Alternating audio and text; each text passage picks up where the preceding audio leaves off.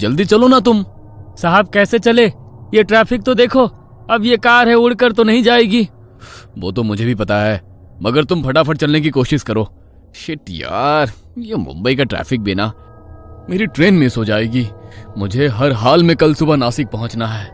काय को खाली पीली चिल्लम चिल्ली कर रहे हो मैन? अगर इतना ही जरूरी काम था तो ऑफिस से समय से निकलना था, मगर नहीं, तुमको तो अपना ऑफिस भी जरूरी है। रोजी, मेरा दिमाग वैसे ही खराब हो रहा है, तुम मुझे मत सिखाओ क्या करना है। तुम नेट पर देखो ट्रेन का क्या स्टेटस है। जोसेफ को गुस्से में देखकर रोजी चुपचाप अपने मोबाइल में ट्रेन का स्टेटस देख रही थी, तो उसने देखा ट्रेन बांद्रा स्टेशन छोड़कर आगे के लिए निकल चुकी थी। मैन, ये ट्रेन तो गया। दोबारा चेक करो, देखो नासिक के लिए कोई और ट्रेन है क्या। ये ट्रेन निकल गई। शिट, मुझे कुछ समझ में नहीं आ रहा कि अब क्या करें। मेरी कल सुबह की अर्जेंट मीटिंग है। रोजी ने अपने मोबाइल में देखा, कोई और ट्रेन नहीं थी, तो जोसेफ गुस्से में रोजी के ऊपर चिल्लाने लगा, जबकि उस बेचारी की कोई गलती नहीं थी। उन दोनों को लड़ते देख ड्राइवर, जो अब तक उन लोगों की बातें सुन रहा था, बैक व्यू मिरर में देखते हुए बोला, एक बात बोलूं साहब? अब तू भी बोल ले। प्लीज जोसेफ, काम डाउन, एक बार सुन तो लो वो क्या कह रहा है। जोसेफ गुस्से में ड्राइवर की तरफ देख रहा था। ड्राइवर ने धीरे से डरते हुए कहा, साहब, आपकी बुकिंग बांद्रा स्टेशन की है। वहां पहुंचने के बाद आप एक बार पेमेंट कर देना, उसके बाद मैं अपना जीपीएस ट्रैकर बंद करके आपको नासिक ले चलूंगा। अभी 1 बज रहा है, सुबह के 5, साढ़े 5 बजे तक हम लोग नासिक पहुंच जाएंगे। Are you mad? पूरी रात कार का सफर बहुत थकाने वाला होता है, और उसमें रिस्क भी तो है। तुम दिन भर से गाड़ी चला रहे हो, थके हुए होंगे ना। रे बाबा, रात को सफर नहीं करेंगे। वैसे तुम्हारा आइडिया अच्छा है, और मेरे पास कोई ऑप्शन नहीं है। मैं आगे बैठता हूँ, गाने सुनते हुए चलेंगे। जब तुम्हें थकान लगे तो थोड़ी देर गाड़ी मैं चला लूंगा। जोसेफ, वो जीपीएस ट्रैकर बंद करने को कह रहा है। किसी को क्या पता कि हम लोग इसके साथ ट्रेवल कर रहे हैं। कुछ ऊंच नीच हो गई तो क्या होगा? वैसे भी आजकल कितने सारे केस सुनने में आते हैं। तुम जरा ये क्राइम पेट्रोल देखना बंद करो।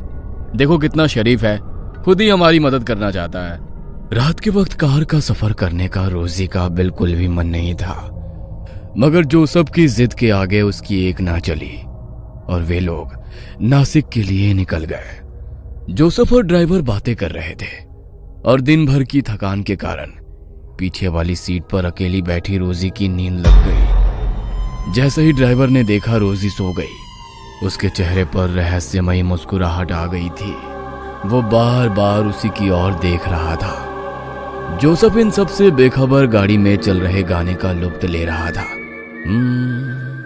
ये शाम मस्तानी मदहोश किए जाए, मुझे दूर कोई खींचे तेरी ओर लिए जाए। कुछ देर बाद गाड़ी हाईवे पर रुकी। जैसे ही गाड़ी रुकी, रोजी घबरा कर उठी और वो ड्राइवर और जोसेफ को देखने लगी, मगर उसे कार में कोई भी नजर नहीं आया। पूरी रोड सुनसान पड़ी थी। जंगल के बीचों बीच सड़क पर खड़ी कार को देख वो घबरा गई। वो कार के कांच में से ही इधर उधर देख रही थी। उसे जोसेफ कहीं नजर नहीं आया। जैसे ही वो घबराकर कार से बाहर आई, उसे अपने कंधे पर किसी के हाथ के होने का एहसास हुआ। वो जोर से चीखी। उसके सामने एक भयानक औरत खड़ी हुई थी, जो देखते ही देखते उसके शरीर में समा गई। उसकी चीख सुन जोसेफ उसके पास आया। क्या हुआ? जोसेफ तुम कहाँ थे? वो औरत कहाँ गई? कौन औरत? यहाँ तो कोई नहीं है। अरे हम वहां सामने चाय की गुमटी पर चाय पी रहे थे। तुम सो रही थी इसलिए तुम्हें नहीं जगाया। कहते हुए उसने चाय की गुमटी की तरफ इशारा किया, तो रोजी हैरान रह गई, क्योंकि थोड़ी देर पहले वहां पर कुछ भी नहीं था। पूरा रोड खाली था। अब अचानक से चाय की गुमटी और रिफ्रेशमेंट की शॉप कैसे आ गई? ये कैसे हो सकता है? यहाँ तो अभी कुछ नहीं था, अचानक से ये सब कुछ कैसे? क्या कैसे हो सकता है? जरूर तुमने कोई सपना देखा होगा। चाय पियोगी? फ्रेश लगेगा। जोसेफ उसे समझाने की कोशिश कर रहा था, मगर रोजी डरी हुई थी। उसने ना में सर हिला दिया। ड्राइवर वापस आकर ड्राइविंग सीट पर बैठा और रोजी की तरफ देखकर मुस्कुराया। रोजी को उसका यूं मुस्कुराना अच्छा नहीं लगा। ड्राइवर ने उसकी तरफ सुपारी का पैकेट बढ़ाया। ये लो, इससे तुम्हें नींद नहीं आएगी। जोसेफ के कहने पर बेमन से रोजी ने वो सुपारी अपने मुंह में डाली तो रोजी को तेज इत्र की खुशबू आई और उसे ऐसा लगा कि कोई उसके बगल में आकर बैठा है, मगर वहां पर कोई नहीं था। पूरी रात वो डरी सहमी बैठी रही। वे लोग सुबह सुबह नासिक पहुंच गए। देखिए, मैंने आप लोगों को सुरक्षित पहुंचा दिया। आप बेकार में ही मेरे साथ आने में डर रही थी, मगर मैं आपको यकीन दिलाता हूँ, आज रात का ये सफर आपको उम्र भर याद रहेगा। कहते हुए उसकी आंखों में अलग ही चमक थी, जिसे देख रोजी सहम गई। उसे कुछ अच्छा नहीं लगा। वो अपना हैंडबैग कार से निकालने के लिए झुकी तो ऐसा लगा उसे कोई धक्का देकर कार से बाहर निकाला हो। उसने जोसेफ की ओर देखा, मगर जोसेफ को अंदाजा ही नहीं था रोजी के साथ क्या हुआ है। दोनों होटल रूम पहुंचे। क्लाइंट से 9 बजे का अपॉइंटमेंट है। अभी तो केवल 5 बजे हैं। थोड़ी देर सो जाता हूं ताकि फ्रेश लगेगा। आओ, तुम भी सो जाओ। कहते हुए उसने रोजी को अपने पास बुलाया, मगर रोजी का मन खराब था तो वो रूम की बालकनी में जाकर बैठ गई। सुबह का उगता हुआ गुलाबी सूरज, ठंडी ठंडी हवाएं, चिड़ियों का कलरव उसके बेचैन मन को थोड़ा सा शांत कर रहा था। वहां बैठे बैठे उसे 2 घंटे बीत गए। उसे पता ही नहीं चला। जब उसने घड़ी की ओर देखा तो उसे पता चला, ओह माय गॉड, 2 घंटे से मैं यहीं पर बैठी हुई हूँ। कुछ देर में जोसेफ भी उठ जाएगा।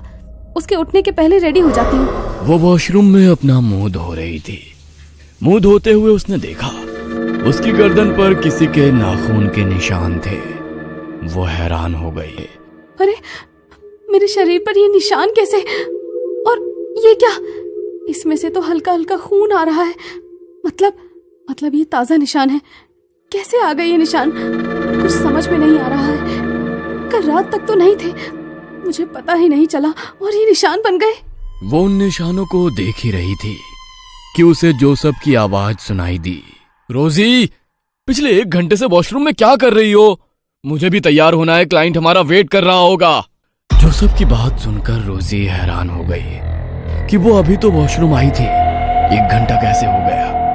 वो केवल मुंह धोकर बिना नहाए ही वॉशरूम से बाहर निकल गई और ड्रेसिंग टेबल के सामने खड़े होकर अपने बालों को संवार रही थी। तभी जोसेफ रेडी होकर उसके पीछे खड़ा था।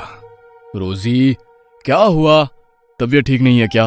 पिछले आधे घंटे से देख रहा हूं तुम कांच के सामने केवल हेयर ब्रश लिए खड़ी हो। क्या हुआ है, बोलो। जोसेफ की बात सुनकर जैसे ही रोजी ने देखा, जोसेफ रेडी था, मगर रोजी का तैयार होना बाकी था। यहां तक कि उसने कपड़े भी नहीं बदले थे। उसे समझ नहीं आया कि केवल कांच के सामने खड़े खड़े इतना समय कैसे निकल गया। रोजी, तुम्हारी तबीयत ठीक नहीं लग रही है। शायद रात में ट्रैवल किया है, इसलिए तुम्हें अनईजी लग रहा है। नासिक पहुंचकर भी मैंने कहा था थोड़ी देर आराम कर लो, मगर तुम बालकनी में बैठी थी। अब ऐसा करो, तुम आराम करो, मैं क्लाइंट से मिलकर आता हूं। कहते हुए जोसेफ रूम से बाहर चला गया। होटल के उस बड़े से कमरे में रोजी अकेली थी। वो अभी भी वही ड्रेसिंग टेबल के सामने बैठी थी। उसकी आंखों के नीचे काले घेरे नजर आने लगे। वो वहां से जैसे ही उठी, आईने में से एक हाथ बाहर आया और उसने रोजी का गला दबाया। वो डरते हुए पलटी। कौन है? कौन है यहाँ पर?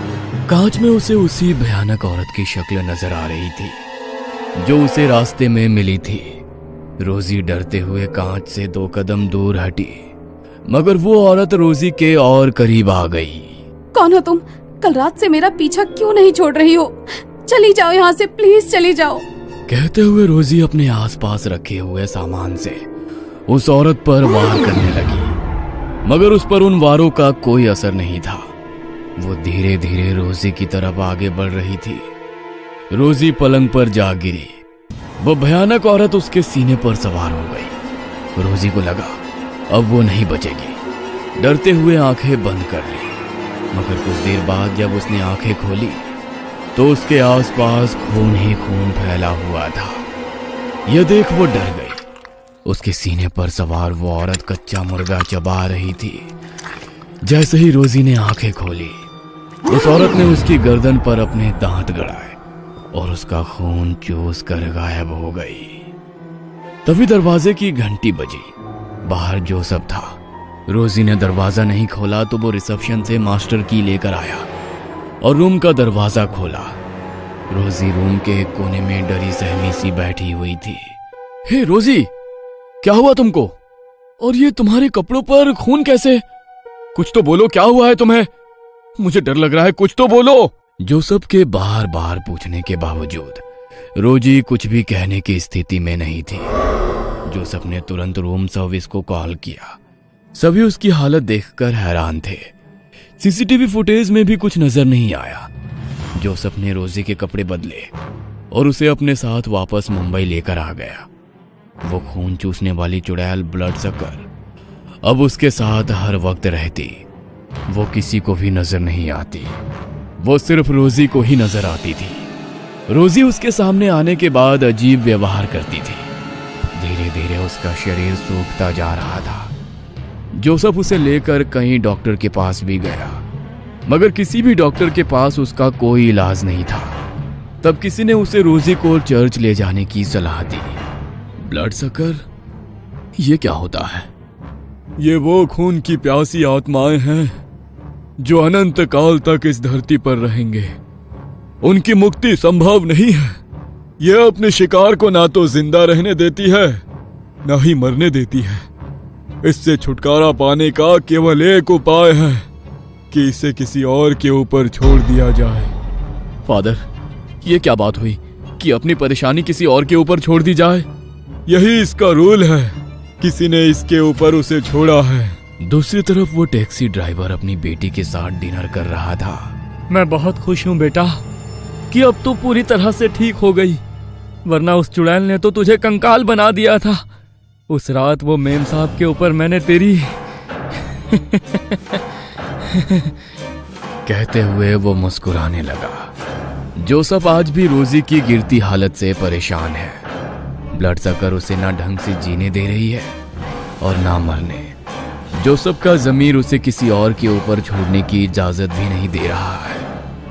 उस रात अनजान व्यक्ति के साथ किया गया रात का सफर जोसेफ और रोजी की जिंदगी में हमेशा के लिए दुख की लंबी रात बनकर आ गया।